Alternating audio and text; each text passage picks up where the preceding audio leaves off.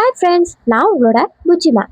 இளமாறன் ஒரு சிறிய கிராமத்தில் பிறந்து வளர்ந்தவன். அவனுக்கு சிறு வயது முதலே சாகசங்கள் செய்வதில் மிகுந்த ஆர்வம் இருந்தது. அவனது கிராமத்தை சுற்றியுள்ள அடர்ந்த காடுகளும் உயர்ந்த மலைகளும் அவனுக்கு பல புதிர்களை கற்றுக் கொடுத்தன.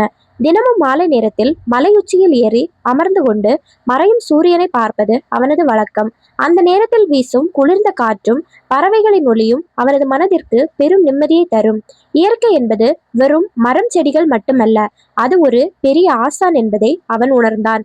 ஒவ்வொரு கல்லுக்கும் ஒவ்வொரு கதையை சொல்வது போல அவனுக்கு ஒரு விசித்திரமான உணர்வு ஏற்பட்டது. அவனது தேடல் எப்போதும் இந்த மண்ணின் ரகசியங்களை நோக்கியே அமைந்திருந்தது. நகரத்தில் படித்து முடித்துவிட்டு ஒரு பெரிய நிறுவனத்தில் வேலைக்கு சேர்ந்தபோது அவனது வாழ்க்கை தலைகீழாக மாறியது. அங்குள்ள இயந்திரமான வாழ்க்கை அவனது சுறுசுறுப்பை குறைத்தது. அவனை ஒரு சலிப்பான மனிதனாக மாற்றியது. காலையிலிருந்து இரவு வரை 4 சுவருக்குள் அடைந்து கிடப்பது அவனுக்கு நரகமாக தோன்றியது. அவனது கண்கள் எப்போதும் கணினி திரையை பார்த்து கொண்டிருந்ததால் கடுமையான எரிச்சலும் வலியும் ஏற்பட்டன. அந்த சூழலில் அவனுக்கு கிடைத்த ஒரே ஆறுதல் தனது கிராமத்தை பற்றிய இனிமையான நினைவுகள் மட்டுமே. எப்படியாவது இந்த செயற்கையான வாழ்க்கையில் இருந்து தப்பித்து விட வேண்டும் என்று அவன் மனதிற்குள் துடித்தான். ஆனால் குடும்ப சூழ்நிலை அவனை கட்டி போட்டு வைத்திருந்தது. அவன் அமைதியாக தனது வேலையை தொடர்ந்தான். ஒரு நாள் அவனது உடல்நிலை மிகவும் மோசமடைந்ததால் மருத்துவர்கள் அவனை சில காலம் ஓய்வெடுக்க அறிவுறுத்தினார்கள். அந்த சந்தர்ப்பத்தை பயன்படுத்தி கொண்டு அவன் மீண்டும் தனது கிராமத்திற்கு திரும்ப முடிவெடுத்தான். கிராமத்திற்கு சென்ற முதல் நாள் மண்ணின் வாசனை அவனது நுரையீரலுக்கு புதிய உயிர் கொடுத்தது. அதிகாலையில் எழுந்து பனி படர்ந்த வயல்வெளிகளில் நடக்கும்போது அவனது கால்வலி முற்றிலும் மறைந்தது. தனது தோட்டத்தில் இருந்த கிணற்று தண்ணீரில் குளிப்பது அவனுக்கு ஒரு புத்துணர்ச்சி அனுபவத்தை தந்தது. அவனது அம்மா சமைத்து கொடுத்த சுட சுட உணவை உண்ணும்போது அவனது உடல் தேரத் தொடங்கியது. இயற்கையோடு இணையும் போதுதான் ஒரு மனிதன் முழுமையாக குணமடைகிறான் என்பதை அவன் உணர்ந்தான். கிராமத்தில் இருந்த பழைய நூலகம் ஒன்றில் அவன் மன அமைதி பற்றிய அரிய புத்தகம் ஒன்றை கண்டெடுத்தான். அந்த புத்தகத்தில் உள்ள ஒவ்வொரு வரிகளும் அவனது தற்போதைய நிலையை அப்படியே பிரதிபலிப்பது போல இருந்தன. அமைதி என்பது வெளி உலகில் இல்லை, அது நமக்குள்ளேதான் இருக்கிறது என்பதை அந்த புத்தகம் சொன்னது. அவன் ஒவ்வொரு நாளும் ஒரு அத்தியாயத்தை படித்து அதில் உள்ள தத்துவங்களை சிந்தித்து பார்த்தான். அவனது தேடல் இப்போது ஒரு புதிய திசையை நோக்கி நகரத் தொடங்கியது. அதுவே மௌனம். மௌனமாக இருக்கும்போதுதான் நமது ஆன்மா நம்மிடம் பேசத் தொடங்கும் என்பதை அவன் மெல்ல உணர்ந்தான். அந்த புத்தகமே அவனது வாழ்வின் இருளை நீக்க வந்த சிறிய தீபமாக அவனுக்கு தெரிந்தது. அவன் தனது தோட்டத்தில் ஒரு சிறிய தியானத்தை அமைத்து அங்கு தினமும் தியானம் செய்ய தொடங்கினான். தொடக்கத்தில் அவனது மனம் அலைப்பாய்ந்தது. பழைய கவலைகளும் வருத்தங்களும் அவனை மீண்டும் மீண்டும் வாட்டின. ஆனால் அவன் விடாமுயற்சியுடன் தனது சுவாசத்தை கவனிப்பதில் மட்டுமே முழு கவனத்தையும் செலுத்த தொடங்கினான். மெல்ல மெல்ல அவனது எண்ணங்கள் ஒரு நிலைப்பட தொடங்கின.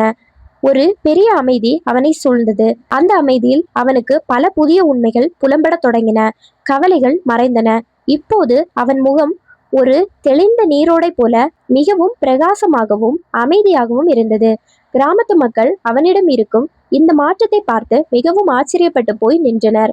ஒரு முறை காட்டிற்குள் சென்றபோது தாகத்தால் தவித்து கொண்டிருந்த ஒரு பறவையை அவன் பார்த்தான். உடனடியாக தனது பையிலிருந்து தண்ணீரை எடுத்து அந்த பறவைக்கு குடிக்க கொடுத்து உதவினான்.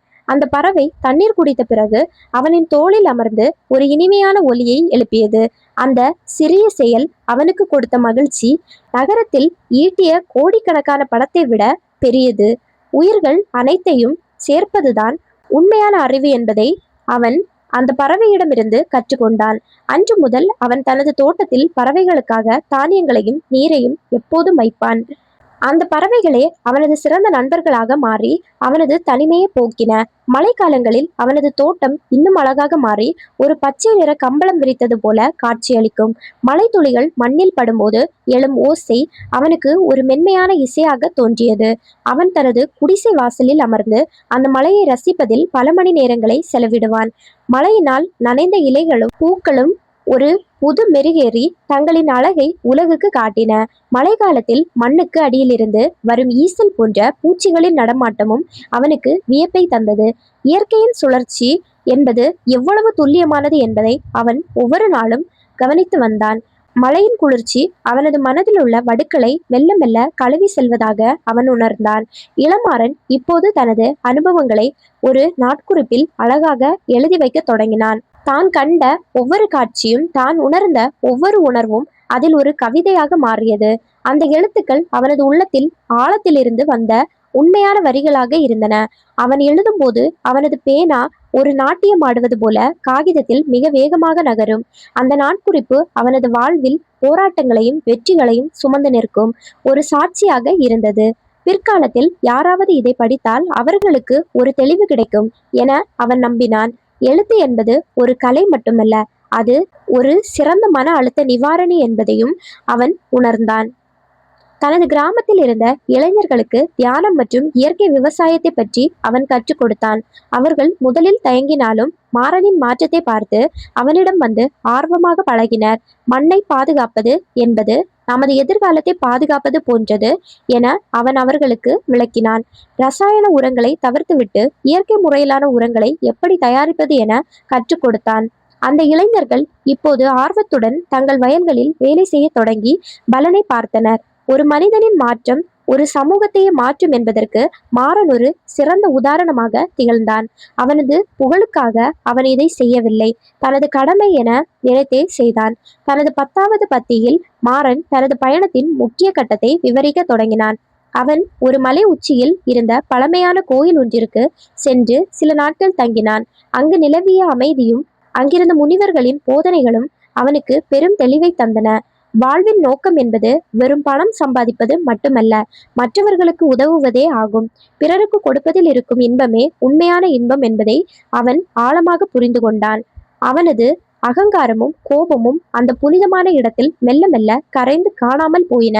அவன் ஒரு தூய்மையான உள்ளம் கொண்ட மனிதனாக அங்கிருந்து மீண்டும் தனது ஊருக்கு திரும்பினான். கிராமத்திற்கு திரும்பிய மாறன் ஒரு பொது நூலகத்தை தனது சொந்த செலவில் உருவாக்க தொடங்கினான். உதவும் என அவன் நம்பினான். மாணவர்கள் ஆர்வத்துடன் அங்கு வந்து படிக்கத் தொடங்கியது அவனுக்கு ஒரு பெரும் மனநிறைவை தந்தது. அவனது இந்த சேவையை பாராட்டி அரசு அவனுக்கு ஒரு சிறிய விருதினையும் வழங்கியது. ஆனால் மாறன் அந்த விருதை பெரிய பொருட்டாக நினைக்காமல் தனது பணியை தொடர்ந்து செய்தான். அன்பினால் மட்டுமே இந்த உலகத்தை மாற்ற முடியும் என்பது அவனது அசைக்க முடியாத நம்பிக்கையாக இருந்தது. ஒரு நாள் மாலை வேளையில் கடற்கரைக்கு சென்ற மாறன் அங்கிருந்த அலைகளின் ஓசையை உன்னிப்பாக கவனித்தான். அலைகள் மீண்டும் மீண்டும் கரையை தொட்டு செல்வது அவனுக்கு ஒரு பாடத்தை கற்றுக் கொடுத்தது. தோல்விகள் என்பது ஒரு முடிவல்ல, அவை மீண்டும் ஒரு முயற்சியை தொடங்குவதற்கான அடையாளங்கள். கடலின் ஆழத்தை போல நமது மனமும் ஆழமானது. அதில் பல ரகசியங்கள் புதைந்து கிடக்கின்றன. அந்த நீல நிற கடல் அவனது கண்ணுக்கு ஒரு பெரிய மாயாஜால கண்ணாடி போல தெரிந்தது.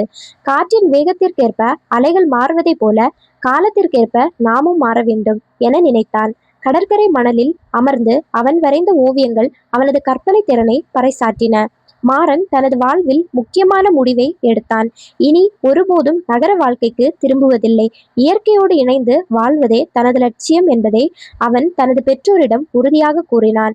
அவர்கள் முதலில் மறுத்தாலும் அவனது சந்தோஷத்தை கண்டு இறுதியில் அவனது முடிவை ஏற்றுக்கொண்டனர். அவன் தனது சிறிய நிலத்தில் பலவிதமான பழமரங்களை நட்டு ஒரு சோலையாக மாற்றினான். அந்த சோலையில் எந்நேரமும் தேனீக்களின் காரமும் பூச்சிகளின் நறுமணமும் நிறைந்தே இருக்கும். அவன் தனது உழைப்பினால் ஒரு வறண்ட நிலத்தை கூட செழிப்பான இடமாக மாற்றி காட்டினான். கடின உழைப்பும் நம்பிக்கையும் இருந்தால் எதையும் சாதிக்க முடியும் என்பதை அவன் நிரூபித்தான். குளிர்காலங்களில் அவனது ஊரில் பனிமூட்டம் மிக அதிகமாக இருக்கும். அது ஒரு வெண்மையான திரை போல தெரியும்.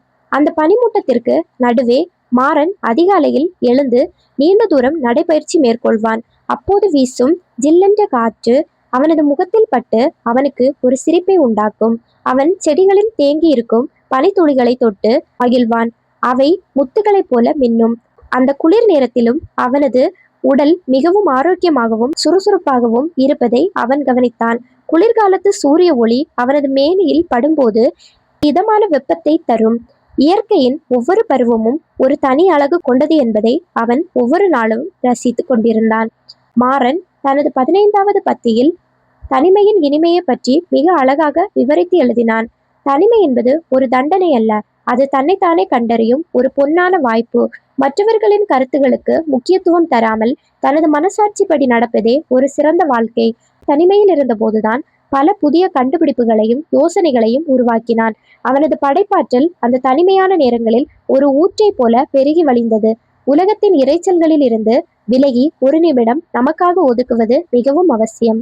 இறுதியாக தனது 25வது பத்தியில் மாறன் உலகிற்கு ஒரு செய்தியை வழங்கினான். வாழ்க்கை என்பது ஒரு முறை மட்டுமே கிடைக்கும் வாய்ப்பு. அதை அர்த்தமுள்ளதாக வாழுங்கள். அன்பையும் அமைதியையும் பிறருக்கு பகிர்ந்து கொடுப்பதில்தான் உண்மையான மகிழ்ச்சி இருக்கிறது. இயற்கையை நேசியுங்கள், அது உங்களை ஒருபோதும் கைவிடாது.